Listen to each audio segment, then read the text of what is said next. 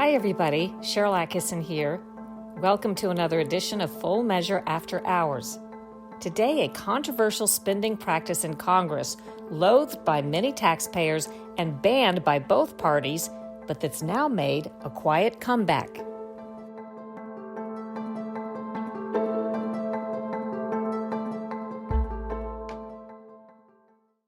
This Sunday, March 6th, on Full Measure, we will be tackling a controversial topic very popular among viewers when I covered these stories as an investigative correspondent for CBS News. Earmarks.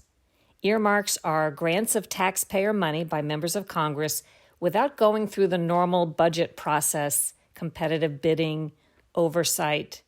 And over the years, earmarks, by most accounts, really got out of control.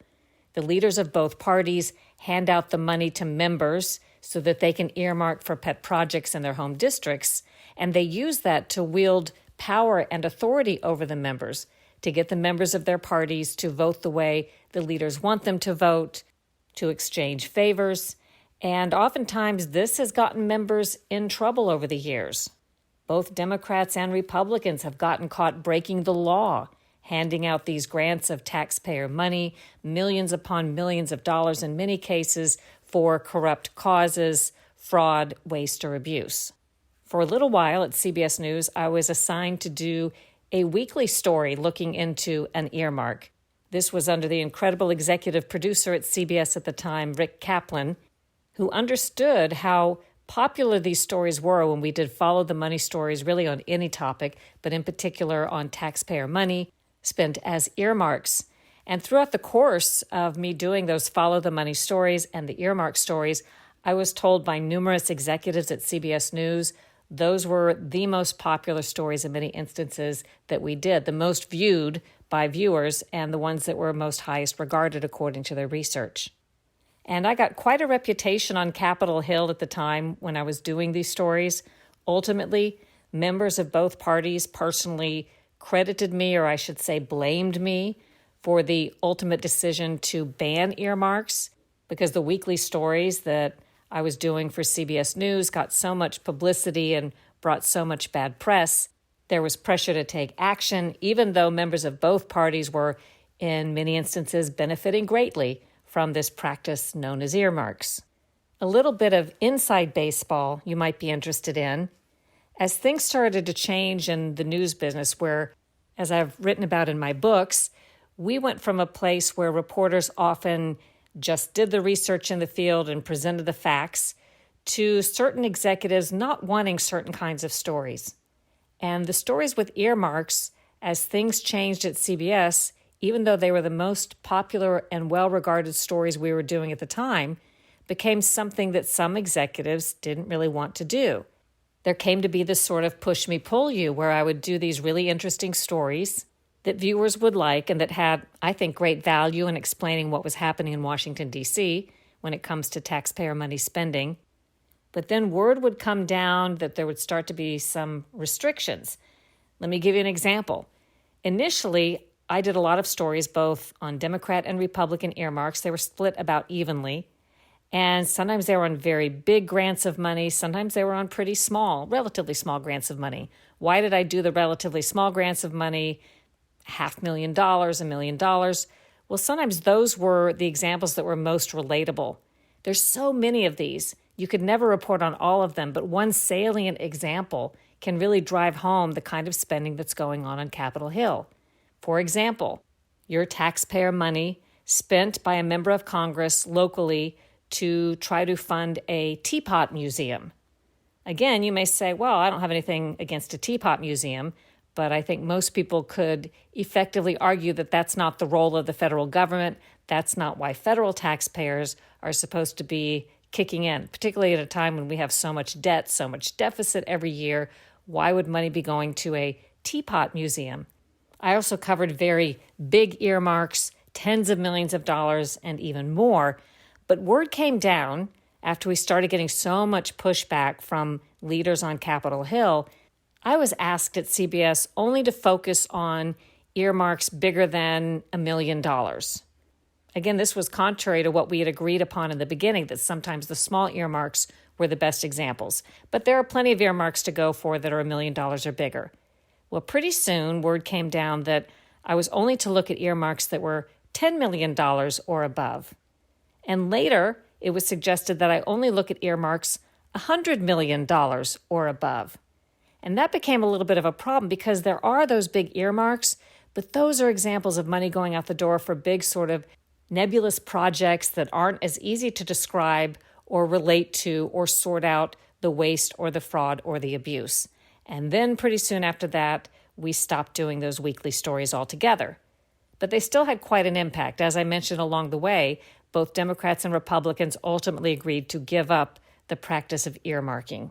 Well, fast forward to now, and earmarks, despite all that I just told you about, and despite quite a few criminal cases and scandals surrounding earmarks of decades past, they've made a comeback, a quiet comeback on Capitol Hill. They've got a new name. They've got support from some members in both parties, but particularly it was the Democratic leadership that brought them back. And they promise it'll be different this time. They promise more oversight. They promise tighter restrictions. You'll hear from both sides on that in my cover story, Sunday on Full Measure. For today's podcast, I want to look at some numbers that I crunched way back when this was such a controversy in particularly 2005, 2008 time period. A story I did for CBS News reviewed what was really the most complete data on earmarks available that year for the first time, where the members of Congress were talking about and disclosing exactly how much they were earmarking for what. That's because before they banned earmarks, when Democrats took control, they did change an old rule. Earmarks were being done anonymously. We would never even know necessarily what member of Congress was earmarking your tax money for what projects. But new rules were installed to try to head off some of the criticism, where members must attach their names to the earmarks. And a congressional database was set up.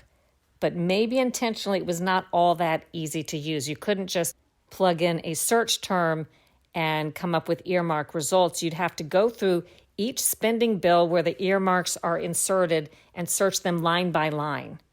Furthermore, the amounts of an earmark were not, as I found, necessarily next to the member's names. So there could be a member's name attached to an earmark, but no number. Or you could find a project with no amount next to it. Well, the watchdog group Taxpayers for Common Sense, who I've often consulted over the years, they had collected at the time what was the most complete database on earmarks, and that was for fiscal year 2008, right before they were banned. And at my request, when I worked for CBS, because they have researchers that can do this, they looked for the likely top 10 spenders in the House and Senate, and I published the results.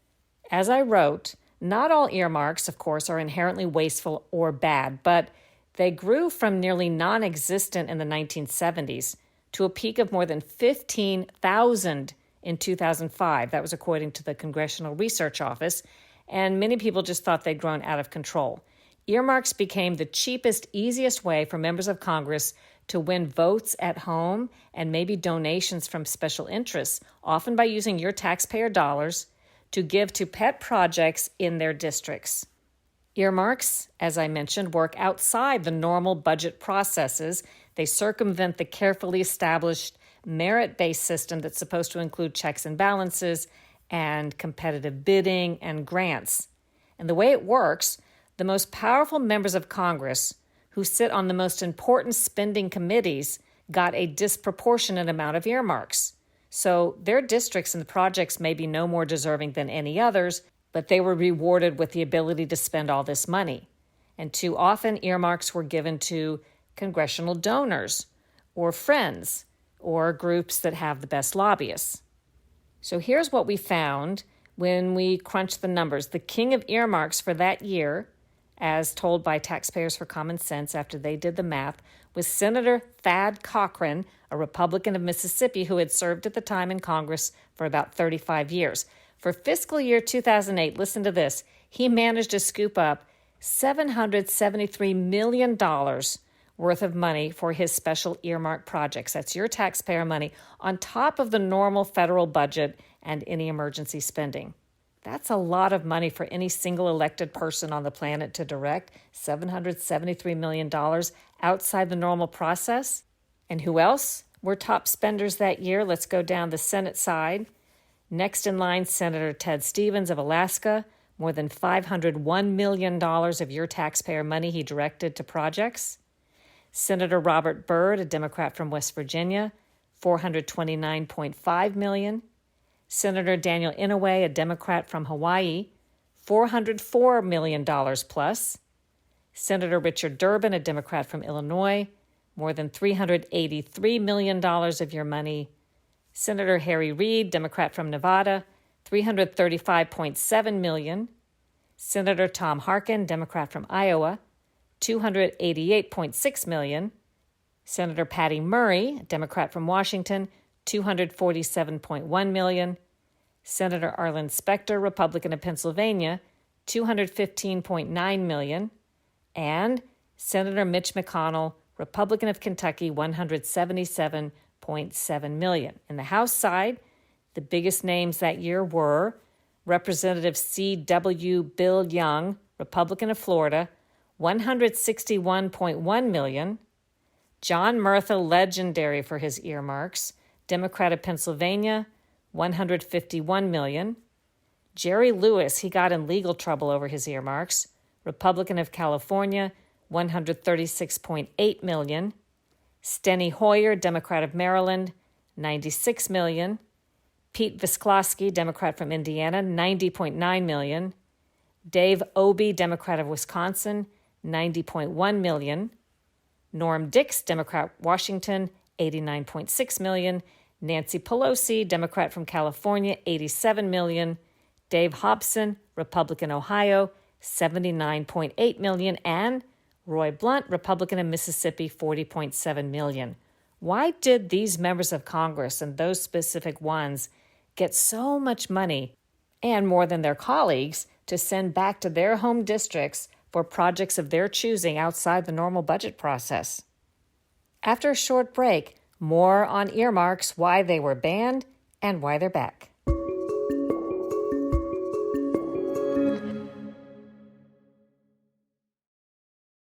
We're back. And for more context on earmarks, their rather sordid history, and their quiet comeback, I thought I would play for you a short story that I reported for CBS News back in April of 2009 as some members of Congress, when this controversy was getting bigger and bigger, were casting votes to ban earmarks, but others were not. Take a listen. Almost $8 million for oyster habitats. To perennial research on blueberries and honeybees, Congress's pork barrel spending is out of the park. That includes $3.8 million for Detroit's Old Tiger Stadium. You hear Washington officials say, we all have to tighten our belts, we all have to sacrifice. There's $1.9 million for a water taxi at the abandoned Pleasure Beach in Connecticut. $4.5 million benefits the timber industry, funding things like new uses for particle board and plywood. And from Kansas, the winner of most self-absorbed earmark. Senator Pat Roberts, $2 million for the Pat Roberts Intelligence Scholars Program. Top spenders overall are Democrat Neil Abercrombie of Hawaii in the House, $256 million in earmarks, and Republican Thad Cochran of Mississippi in the Senate with $653 million. House Speaker Nancy Pelosi, who promised major earmark reforms, wasn't available for an interview, but her office told us the Democrats have provided historic transparency and accountability. Harry? Sharyl Attkisson in Washington tonight. Thanks. As an aside, that was Harry Smith anchoring, filling in for the CBS Evening News. Katie Couric was the regular anchor at that time, with Harry filling in. What a great colleague to work with Harry Smith was. Well, anyway, back to earmarks. You know, I talked about waste, fraud, and abuse. Some earmarks were really in the category of they may sound okay, but there's just a philosophical difference in what the federal government ought to be paying for with federal tax money and what ought to be left up to state and local officials and taxpayers if they want to fund something. For example, there are so many efforts to fund things like the grape industry connected to the wine industry in some states and regions. Well, that may sound like a pretty good thing, but as we sometimes found, this was money that went into the pockets of well-to-do industries that in turn were donating back to the members of Congress or to the political parties responsible for giving them the earmarks. One hand was washing another. When the members of Congress give out these millions and millions of dollars, they're paid back by less money because contributions, direct contributions anyway, are limited by law. They may only be able to get a certain amount of thousands of dollars from a single contributor, but they're given out millions of dollars sometimes in exchange for getting the money back. How do you prove it's a quid pro quo? In other words, how can you prove that a member of Congress could be giving money tacitly in exchange for money coming back into their pockets? Very hard to prove. And it's often left up to the political parties and to Congress to enforce and look into these sorts of things. So that's not done very often. Which brings us back to some of the inherent problems with earmarks. This time, many promise that it's going to be different. As you'll see in my cover story on Sunday, March 6th, Congress has given earmarks a new name. They promise better transparency. The Democrat leaders who have installed the new version of earmarks are saying that there will be a lot more oversight. For example, unlike before, the requesting member of Congress who wants to get a pot of money doled out by their party leadership as an earmark for their community, they will have to certify that the community wants the project that the earmark is going for. And all of these earmark requests will supposedly be online. I went through some of them the other day. It looks like most members who are requesting earmarks have been limited to maybe 10 apiece. I don't think they're guaranteed to get all 10 of them necessarily. Again, the party leaders will decide which members get doled out what kind of money for which projects. A lot of the projects that I saw when I was looking through this database or through the places where people are listing what their earmark requests are, they're more in line with public works projects, maybe improvement of a water system in their area, or road projects, or the sewer system. This is a little different than what I was seeing some years ago when I was looking through them. But watch for these as time goes on to slip more into what they used to be. A favor here, a favor there, money toward an already well-to-do project or academic institution or museum or interest. Hey, in some cases, when I was covering this story for CBS News, we found that members of Congress were routinely earmarking to places where family members were employed and pulling salaries. This time, with the new rules, they're supposed to certify that the earmarks will not benefit them directly, and I think even benefit a family member. So we'll see how all that works out. I hope you'll check out the story on Full Measure Sunday, March 6th. What else do we have coming up on this week's program? Well, we are off to Texas. As you know, Texas has passed a very restrictive anti-abortion law. And Scott Thuman is going to take us to a ranch not far outside of Dallas, where one couple has started an unusual resource for pregnant women who have other children, but they're single, meaning these moms are single and they need extra support. A great little story about people trying to do something that helps a lot of other people. I will also speak to Congressman Darrell Issa about the long-suffering Durham investigation. Remember, for years there was the FBI narrative that Trump was a Russia spy, and of course none of that turned out to be true. Then there was an investigation started into how the FBI, and quite frankly CIA and other intelligence agencies, got wrapped up in that narrative.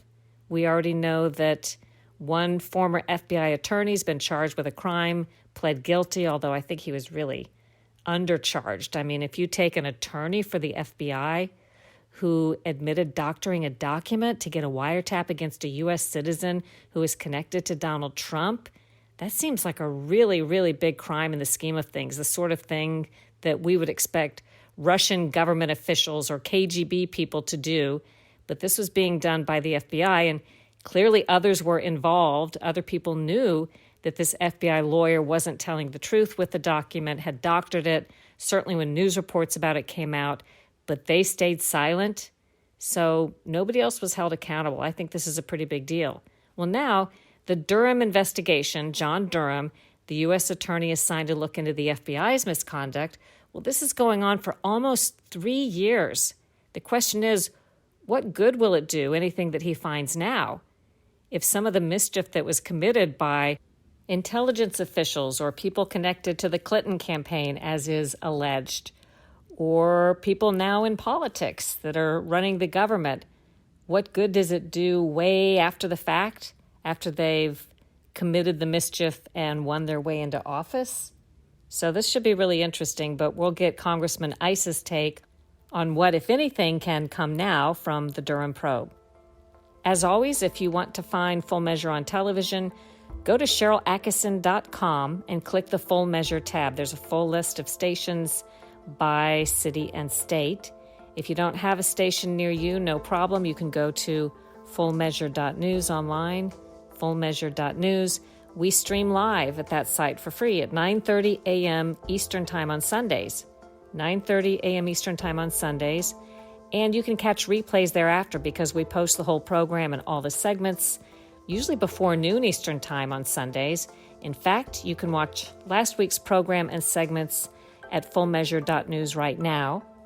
And we have an app called Stirr, S-T-I-R-R, which is free and not only has Full Measure live or on demand, but all kinds of cool programming, including local news. Very hard to get local news on the computer, but you can even get local news from stations we own in other markets. Maybe you used to live in another city or you have family members there, and my company, owns the station. Well, you can go on the app Stirr and click and make that your local station and watch the local news right there on your mobile phone or on your computer, and you can change it. It could be your city where you are now. It could be another city that you're interested in. And there's also all kinds of other free entertainment and movies and cool programs there. Hope you'll be watching on Sunday.